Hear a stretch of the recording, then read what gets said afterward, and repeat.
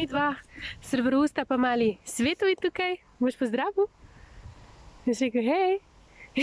Ne, okej. Danes sem želela nasloviti par vprašanj, ki jih dobivava vsak let ob tem času. In sicer, kako je z nošenjem poleti, kakšna so priporočila ali pa najini nasveti. Tako da, če vas zanima več o tem, pogledajte tale video do konca. Če vas zanima čim več o nošenju otrok, ste definitivno na pravem mestu. Prvi korak ste opravili s tem, ko ste kliknili na tale video. Zdaj naslednji korak je pa, da stisnete spodaj tisti gumb naroči se, pa zvonček zraven, pa si s tem zagotovite, da ne boste zamudili nobenega od mojih videov v bodoče. Torej, nošenje poleti. V bistvu bom razdelila to na različne sklope. Najprej neka najbolj splošna navodila, ki sploh nimajo nobene veze z nošenjem. Se pravi, izogibamo se tudi z trakom ali pa z nosilko tistih hudih ur, hudih vročinskih navalov po 30 stopinj. Se pravi, v glavnem hodimo ven, ne vem, pred 10. uro zjutraj pa po 3. uri popoldne. Zdajle je 6. Tako da tudi ni nekega sonca, so oblaki, prav luštno je. Tako, druga stvar bi bila, da poskrbite za čist fizično zaščito pred sončnimi žarki. To je oblačila oziroma kapa, pokrivala za čez glavo in čez tiste izpostavljene dele telesa. Naslednja stvar bi bila, pač ne se toliko obleči. Tako za mamico velja enako, kot za otročka. Svetovid je zdaj tu noter gol, ima samo pleničko. Jaz imam pa tudi čist neko lahno oblekico. Ker seveda, če se jaz pregrejem, tudi njega ne bom mogla glih hladiti. Tako da to bi bila taka splošna priporočila.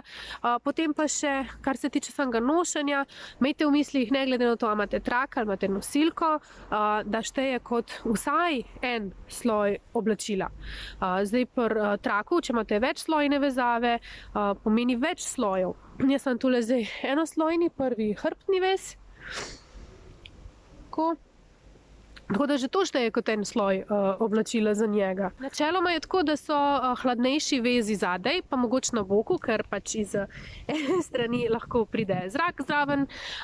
Načeloma boste pa videli, da na hrbtu veliko manj švicate, kakor pa recimo, če imate otročka spredaj. Zdaj v primeru, da je otroček manjši, ga imate spredaj, koža na kožo, dajte vmes eno tetrco, lahko date tudi mokro tetrco, da se otroka hitreje shladi, se mu hitreje uravnava temperatura. Tako da to bi bilo to, kar se tega tiče. Najlažje spremljate otrokovo temperaturo kje? Na stopalah pa rokah? Ne. Če imajo mrzle noge, mrzle roke imajo več ali manj skozi, ker so oddaljene od srca, tako da tiste se najkasneje segrejejo. So pa to tudi deli telesa, prek katerih uravnavamo temperaturo. Zato načeloma kapo čim kasneje na glavo.